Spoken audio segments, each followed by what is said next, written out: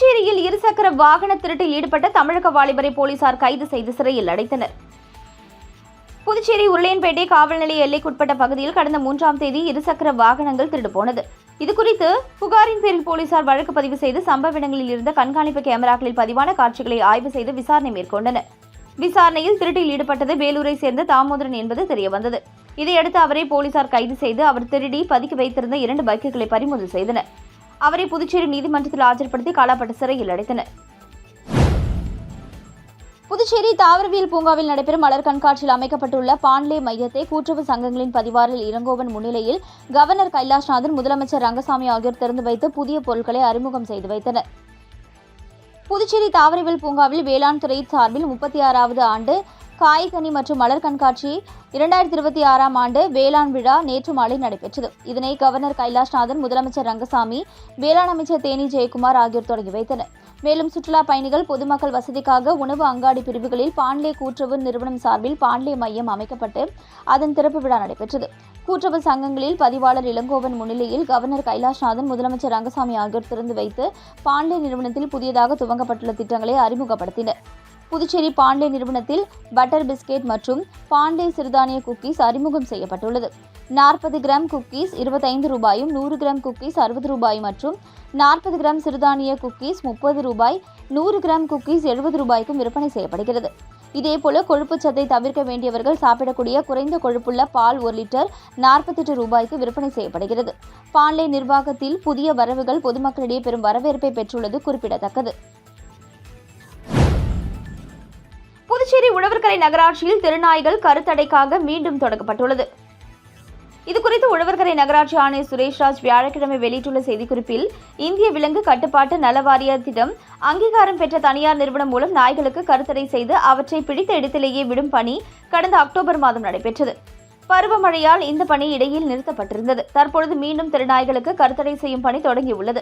பொதுமக்கள், சமூக நல ஆர்வலர்கள் தங்கள் பகுதியில் நாய்கள் பிடிக்கும் பொழுது பணியின் பொழுது நகராட்சிக்கு ஒத்துழைப்பு வழங்குமாறு கேட்டுக் கொள்ளப்படுகிறார்கள் என குறிப்பிடப்பட்டுள்ளது. திருபுவனையில் தனியார் மருந்து தயாரிக்கும் கம்பெனியில் பாய்லர் வெடித்ததில் 10 பேர் காயமடைந்த சம்பவம் பெரும் பரபரப்பை ஏற்படுத்தியுள்ளது. புதுச்சேரி திருபுவனையில் உள்ள எலக்ட்ரிக் தொழிற்பேட்டையில் தனியார் மருந்து தயாரிப்பு கம்பெனி இயங்கி வருகிறது. இதில் புதுச்சேரி மற்றும் தமிழகத்தை சேர்ந்த ஊழியர்கள் பணியாற்றி வருகின்றனர். இந்த நிலையில் நேற்று மதியம் பாய்லர் பயங்கர சத்தத்துடன் வெடித்தது. இதனால் இரும்பு மற்றும் அலுமினியத்தால் ஆன தளவாடங்கள், கண்ணாடி கதவுகள், பிளாஸ்டிக் மற்றும் மெட்டல் பொருட்கள் உடைந்து தீப்பற்றி எரிந்தன. அதில் விழுப்புரம் மாவட்டம் வளவனூர் காந்தி நகரை சேர்ந்த மாடசாமி மகள் பிரியங்கா உட்பட 10 பேர் காயமடைந்தனர். அவர்களை சக ஊழியர்கள் மீட்டு மருத்துவமனைக்கு அழைத்து சென்றனர். அவர்களுக்கு தனியார், அரசு மற்றும் மருத்துவமனைகளில் சிகிச்சை அளிக்கப்படுகிறது. தகவலறிந்த திருபுவனை தீயணைப்பு நிலைய அதிகாரி கிருஷ்ணமூர்த்தி தலைமையிலான வீரர்கள் விரைந்து சென்று தீயை அணைத்தனர். விபத்து குறித்து சம்பந்தப்பட்ட துறை அதிகாரிகள் இன்று ஆய்வு மேற்கொள்ள உள்ளனர். பாய்லர் வெடித்த சம்பவத்தில் அங்கிருந்த ஊழியர்கள் மதிய உணவு சாப்பிட சென்றதால் அதிர்ஷ்டவசமாக உயிர் தப்பினர். மக்களிடம் கருத்து கேட்பு படிவம் கொடுத்து புதுச்சேரி பாஜக தேர்தல் அறிக்கை தயாரிக்க 4 வாகனங்களை மத்திய அமைச்சர் மன்சுக் மாண்டவியா தொடங்கி வைத்தார். புதுச்சேரி பாஜக சார்பில் பொதுமக்களிடமிருந்து தேர்தல் அறிக்கை கருத்து கேட்பு நிகழ்ச்சி நேற்று மாலை புதுச்சேரி கடற்கரை காந்தி சிலை அருகே நடந்தது. நிகழ்ச்சியை மத்திய அமைச்சர் மன்சுக் மாண்டவியா துவக்கி வைத்து பொதுமக்களுக்கு கருத்து கேட்பு படிவங்களை வழங்கினார். பாஜக மாநில பொறுப்பாளர் நிர்மல்குமார் சுரானா, மாநில தலைவர் ராமலிங்கம், அமைச்சர் நமச்சிவாயம், சபாநாயகர் செல்வகணபதி எம்பி, தேர்தல் மேலாண்மை குழு தலைவர் அருள்முருகன், மாநில பொதுச் செயலாளர் மோகன்குமார் உட்பட பலர் பங்கேற்றனர். பொதுமக்கள் ஆர்வமுடன் படிவங்களை பெற்று தங்களது கருத்துக்களை பதிவு செய்து கருத்து பெட்டியில் சமர்ப்பித்தனர். மேலும் மிஸ்டு கால் வசதி மற்றும் QR கோட் மூலம் ஸ்கேன் செய்து டிஜிட்டல் முறையிலும் பொதுமக்களிடமிருந்து கருத்துக்கள் மற்றும் வாக்குறுதி தொடர்பான ஆலோசனைகள் பெறுவதற்கான ஏற்பாடுகள் செய்யப்பட்டுள்ளன. தேசிய ஜனநாயக கூட்டணியின் சாதனைகளை பொதுமக்களிடம் கொண்டு செல்லும் வகையில் 4 வாகனங்கள் மூலம் விழிப்புணர்வு பிரச்சாரம் துவக்கி வைக்கப்பட்டது. புதுச்சேரி அரசு வேளாண் மற்றும் விவசாயிகள் நலத்துறையின் 36வது மலர் காய் கனி கண்காட்சி கவர்னர் கைலாஷ்நாதன், முதலமைச்சர் ரங்கசாமி ஆகியோர் தொடங்கி வைத்தனர். புதுச்சேரி அரசு வேளாண் மற்றும் விவசாயிகள் நலத்துறையின் 36வது மலர் காய் கனி கண்காட்சி துவக்க விழா தாவரவியல் பூங்காவில் நேற்று நடந்தது.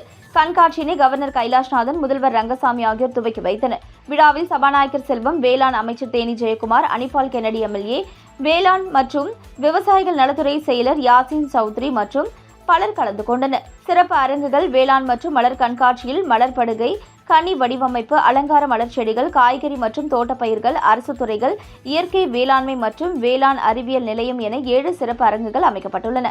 மேலும் வேளாண் தொழில்நுட்ப முகாமை மற்றும் கால்நடை மீன்வளம், மாவட்ட ஊரக முகமை, அரசு திட்டங்கள், துறைகளின் நடவடிக்கைகள் குறித்த அரங்குகள் இடம்பெற்றுள்ளன.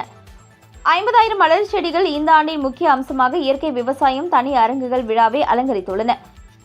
மலர்களால் உருவான வடிவங்கள் கண்காட்சியில் பச்சை திராட்சையால் செய்யப்பட்ட ஜெட் விமானம், வண்ண மலர்களால் அலங்கரிக்கப்பட்ட புலி, மயில், வெள்ளை மலர்களால் அலங்கரிக்கப்பட்ட யானை பாகன், அரசர் கால தர்பார், பீரங்கி, காய்கறிகளால் உருவாக்கப்பட்ட விநாயகர் உருவம், மாட்டு வண்டி, இசை, நடன, நீரூற்று போன்றவை தனிச்சிறப்பாகவும் பார்வையாளர்களை வெகுவாக கவரும் வகையிலும் அமைக்கப்பட்டுள்ளன. கண்காட்சியில் தொட்டி வளர்ப்பு, கொய் மலர்கள், காய்கறிகள், கனிகள், மூலிகை செடிகள், அலங்கார தோட்டங்கள், வீட்டு தோட்டங்கள், மாடி தோட்டம், தானிய ரகங்கள் என 9 பிரிவுகளில் போட்டிகள் நடத்தப்பட்டன. கண்காட்சிக்கு வந்தவர்கள் செல்ஃபி எடுத்து மகிழ்ந்தனர். கண்காட்சி நாளை வரை காலை 9 மணி முதல் இரவு 9 மணி வரை நடக்கிறது.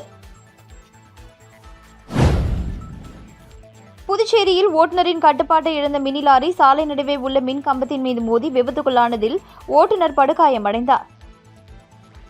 புதுச்சேரி பெரிய மார்க்கெட்டில் இருந்து காய்கறியை ஏற்றிக்கொண்டு காலாப்பட்டை நோக்கி சென்று கொண்டிருந்த மினி லாரி முத்தியால்பேட்டை எம்ஜிஆர் ரோட்டில் வந்தபொழுது ஓட்டுநரின் கட்டுப்பாட்டை இழந்து சாலை நடுவே உள்ள சென்டர் மீடியன் மீது அமைந்துள்ள மின் கம்பத்தில் பயங்கரமாக மோதி விபத்துக்குள்ளானது. இந்த விபத்தில் மினி லாரி ஓட்டுநர் படுகாயமடைந்தார். இதுகுறித்த தகவல் அறிந்து சம்பவ இடத்திற்கு வந்த பொதுமக்கள் மற்றும் போலீசார் உயிருக்கு போராடிய ஓட்டுநரை மீட்டு அரசு மருத்துவமனைக்கு அனுப்பி வைத்தனர். இதனால் சிறிது நேரம் போக்குவரத்து பாதிப்பு ஏற்பட்டது. இதனையடுத்து ஜேசிபி இயந்திரம் மூலம் விபத்துக்குள்ளான லாரி அப்புறப்படுத்தப்பட்டது. மேலும் இதுகுறித்து முத்தியால்பேட்டை போலீசார் வழக்கு பதிவு செய்து விசாரணை நடத்தி வருகின்றனர். காரைக்காலில் பள்ளி மாணவ மாணவிகளின் வாசிப்பு திறனை ஊக்குவிக்கும் வகையில் நடந்த வாசித்தல் திருவிழாவில் அரசு பள்ளி மாணவ மாணவிகள் உற்சாகமாக பங்கேற்றனர். புதுச்சேரி மாநிலம் காரைக்கால் அடுத்த கோத்துக்குளம் அரசு உயர்நிலைப் பள்ளியில் மாணவர்களின் வாசிப்பு திறனை ஊக்குவிக்கும் வகையில் FLM திட்டத்தின் கீழ் வாசித்தல் திருவிழா நடைபெற்றது. தலைமை ஆசிரியை இசபெல்லா தலைமையிலும் ஆசிரியர்கள் வெங்கடேசன், மகேஸ்வரி முன்னிலையிலும் நடைபெற்ற நிகழ்ச்சியில் பள்ளி மாணவ மாணவிகள் நாடகம் மூலமாகவும் தூய்மையான தமிழ் வார்த்தைகளை வாசித்தும் தங்களது திறமைகளை வெளிப்படுத்தினர். மேலும் பாரதியார் திருவள்ளுவர் வடிவில் அமைக்கப்பட்டுள்ள வடிவத்தில் நின்று தமிழ் புலமை குறித்து எடுத்துரைத்தனர். இப்போட்டிகளில் வெற்றி பெற்ற மாணவர்களுக்கு பரிசுகளும் சான்றிதழ்களும் வழங்கப்பட்டன. பணி நிரந்தரம் செய்ய வலியுறுத்தி ஒப்பந்த ஆசிரியர்கள் 11வது நாளாக போராட்டத்தில் ஈடுபட்டுள்ளனர். புதுச்சேரி கல்வித்துறையில் பணியாற்றி வரும் 292 ஒப்பந்த ஆசிரியர்களின் பணி நிரந்தர கோரிக்கை நாளுக்கு நாள் தீவிரமடைந்து வருகிறது. கடந்த 10 நாட்களாக பல்வேறு கட்டங்களாக போராட்டத்தில் ஈடுபட்டு வந்த ஆசிரியர்கள் இன்று 11வது நாளாகவும் தங்களது போராட்டத்தை தொடர்ந்து நடத்தினர். புதுச்சேரி பள்ளி கல்வித்துறை வளாகத்தில் அமைதியான முறையில் உட்கார்ந்து கொண்டு ஆசிரியர்கள் கண்டன ஆர்ப்பாட்டத்தில் ஈடுபட்டனர். பணி நிரந்தரம், பணியாளர் பாதுகாப்பு, வேலை நிலைத்தன்மை என்ற 3 முக்கிய கோரிக்கைகளை வலியுறுத்தி அவர்கள் முழக்கமிட்டனர். போராட்டத்தின் உணர்ச்சி மிகுந்த தருணமாக ஆசிரியர்கள் தங்களது குழந்தைகளுடன் பங்கேற்றது அமைந்தது. தாயுடன் வந்த ஒரு சிறுமி, என் அம்மா மிகவும் கஷ்டப்படுறாங்க, அவருக்கு உடனடியாக நிரந்தர வேலை கொடுக்கணும் என்று அரசை நோக்கி மனமுருகிய கோரிக்கை வைத்தது அங்கிருந்தவர்களை நெகிழச் செய்தது. இந்த போராட்டத்திற்கு லட்சிய ஜனநாயக கட்சி சார்பிலும் ஆதரவு வலுத்து வருகிறது. ஜேசிஎம் உத்தரவின்படி கட்சி நிர்வாகிகள் போராட்ட இடத்திற்கு நேரில் சென்று ஆசிரியர்களை சந்தித்து அவர்களின் கோரிக்கைகளை நியாயமானவை என்றும் அரசு உடனடி தீர்வு காண வேண்டும் என்றும் வலியுறுத்தினர். ஆசிரியர்களின் பணி நிரந்தரம் தொடர்பான பிரச்சினையை சட்டப்பூர்வ மற்றும் நிர்வாக மட்டங்களில் எடுத்து செல்ல தயாராக உள்ளதாகவும் கட்சி தெரிவித்துள்ளது. புதிய பைபாஸ் ரோடு சாய்பாபா கோவில் எதிரில் உள்ள அனுபவ் வித்யாஸ்ராம் உயர்நிலைப் பள்ளியில் மார்வேட போட்டி நடைபெற்றது. முன்னாள் பள்ளி துணை ஆய்வாளர் மல்லிகா கோபால் சிறப்பு விருந்தினராக கலந்து கொண்டு சிறந்த மார்வேடம் அணிந்த மாணவ மாணவிகளை தேர்வு செய்தார்.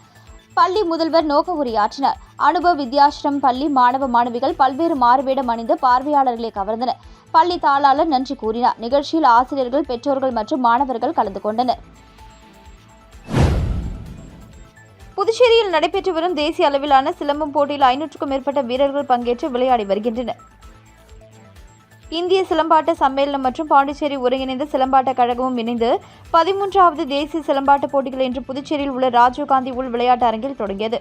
இந்த சிலம்பாட்ட சம்மேளனத்தின் தலைவர் பிரதீப் ராஜே போட்டிகளை தொடங்கி வைத்தார். இப்போட்டியில் இந்தியாவின் 11 மாநிலங்களைச் சேர்ந்த சுமார் 500க்கும் மேற்பட்ட வீரர் வீராங்கனைகள் கலந்து கொண்டு விளையாடி வருகின்றனர். நாளை மாலை நடைபெறவுள்ள போட்டிகளில் வெற்றி பெறும் வீரர்களுக்கு பரிசுகள் வழங்கப்பட உள்ளது. புதுச்சேரி பாலாஜி மேல்நிலைப் பள்ளிக்கு சிறந்த பள்ளிக்கான முதல்வர் விருது வழங்கப்பட்டுள்ளது. புதுச்சேரி அரசின் அங்கீகாரம் பெற்ற ஏம்பலம் மாணிக்கம் நகரில் அமைந்துள்ள பாலாஜி மேல்நிலைப்பள்ளி கல்வித்துறையில் ஆற்றி வரும் சிறப்பான பணிக்காக மாநில அரசின் உயரிய விருதை பெற்றுள்ளது. நடப்பாண்டு குடியரசு தின விழாவின் பொழுது பள்ளியின் சிறந்த செயல்பாடுகள் மற்றும் பொதுத் தேர்வுகளில் தொடர்ந்து 100% தேர்ச்சி விகிதத்தை பதிவு செய்ததை பாராட்டி சிறந்த பள்ளிக்கான முதல்வர் விருது வழங்கப்பட்டது. புதுச்சேரி துணைநிலை ஆளுநர் கைலாஷ்நாதன் பள்ளி நிர்வாகி டாக்டர் அழகப்பனிடம் இந்த விருதினை வழங்கி கௌரவித்தார். குறிப்பாக 2024-25 கல்வியாண்டில் 10ஆம் மற்றும் 12ஆம் வகுப்பு பொதுத் தேர்வுகளில் அதிகப்படியான மாணவர்களை தேர்வெழுத வைத்து அனைவரையும் தேர்ச்சி பெற செய்ததற்காகவும் கிராமப்புற மாணவர்களின் கல்வி தரத்தை உயர்த்தியதற்காகவும் இந்த அங்கீகாரம் வழங்கப்பட்டுள்ளது. அரியாங்குப்பம் கொம்யூனியன் காக்கையந்தோப்பில் எழுந்தருளியுள்ள ஸ்ரீ முத்துமாரியம்மன் ஆலய மகா கும்பாபிஷேக விழாவை முன்னிட்டு துவங்கப்பட்ட யாகசாலை பூஜையில் முன்னாள் சேர்மன் ஆனந்தன் பங்கேற்று நன்கொடை வழங்கினார். புதுச்சேரி அரியாங்குப்பம் கொம்யூனியன் காக்கையந்தோப்பு பகுதியில் எழுந்தருளியுள்ள அருள்மிகு ஸ்ரீ முத்துமாரியம்மன் திருக்கோவில் மற்றும் புதியதாக கட்டப்பட்டுள்ள அருள்மிகு ஸ்ரீ திருப்புர சுந்தரி உடனுரை வேதபுரீஸ்வரர் திருக்கோவில், அருள்மிகு ஸ்ரீதேவி பூதேவி சமேத வரதராஜ பெருமாள் திருக்கோவில் மற்றும் பரிவார தெய்வங்களுக்கான மகா கும்பாபிஷேக விழா நாளை காலை நடைபெற உள்ளது.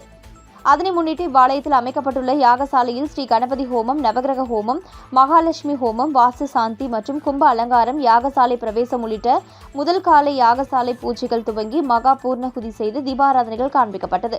இவ்விழாவில் சிறப்பு விருந்தினராக அரியாங்குப்பம் கொம்யூனியன் பஞ்சாயத்து முன்னாள் சேர்மன் ஆனந்தன் கலந்து கொண்டு சுவாமி தரிசனம் செய்து ஆலய திருப்பணிகளுக்கான நன்கொடையினை வழங்கினார். மேலும் இந்நிகழ்ச்சியில் ஏராளமான பக்தர்கள் கலந்து கொண்டு சுவாமி தரிசனம் செய்து வழிபட்டனர். ஆமை வேகத்தில் நடைபெற்று வரும் கோயில் நில மோசடி வழக்கு விசாரணையை விரைந்து முடிக்க வேண்டும் என இந்து முன்னணி வலியுறுத்தியுள்ளது. காரைக்கால் மாவட்டத்தில் பழமை வாய்ந்த ஸ்ரீ பார்வதீஸ்வரர் கோவில் நிலங்களை போலி பட்டா மூலம் விற்பனை செய்த முயன்ற துணை மாவட்ட ஆட்சியர் உள்ளிட்ட 9 பேர் மீது வழக்கு பதியப்பட்டு விசாரணையில் இருந்து வருகிறது. இந்நிலையில் 1 வருட காலம் கடந்த பிறகும் இந்த வழக்கு இதுவரை குற்றப்பத்திரிகை தாக்கல் செய்யப்படாததால் குற்றவாளிகள் சுதந்திரமாக திரிவதாகவும் அவர்களிடம் பணம் கொடுத்து ஏமாந்த அப்பாவிகளின் நிலை பற்றி காவல்துறை எந்தவித கவலையுமின்றி இந்த வழக்கை ஆமை வேகத்தில் விசாரித்து வருவதாகவும் காரைக்கால் மாவட்ட இந்து முன்னணி தலைவர் ராஜ்குமார் குற்றம் சாட்டியுள்ளார். இன்று நடைபெற்ற மக்கள் மன்றத்தில் இதுகுறித்து டிஜிபி சத்யசுந்தரத்திடம் இந்த வழக்கை விரைந்து முடிக்க வேண்டும் என்று வேண்டுகோள் விடுத்தனர். மேலும் இதுபோல தக்கலூர் சிவன் கோவில் நில மோசடி வழக்கையும் காவல்துறை விரைந்து முடிக்க வேண்டும் எனவும் அவர் கோரிக்கை விடுத்துள்ளார். புதுச்சேரி மற்றும் காரைக்கால் பகுதிகளில் அனைத்து மதுபானம் மற்றும் சாராய கடைகளையும் மூட வேண்டும் என்று கலால்துறை அறிவிப்பு வெளியிட்டுள்ளது. கலால்துறை துணை ஆணையர் மேத்யூ பிரான்சிஸ் பிறப்பித்துள்ள உத்தரவில் வள்ளலார் ஜோதி தினத்தை ஒட்டி நாளை கொண்டாடப்படுகிறது. இதனை ஒட்டி புதுச்சேரி காரைக்கால் பகுதியில் இயங்கும் அனைத்து சாராயம், பார் உள்ளிட்ட அனைத்து மதுக்கடைகளும் மது அருந்த அனுமதிக்கப்பட்ட உணவகங்களில் உள்ள பார் மூடப்பட்டிருக்க வேண்டும்.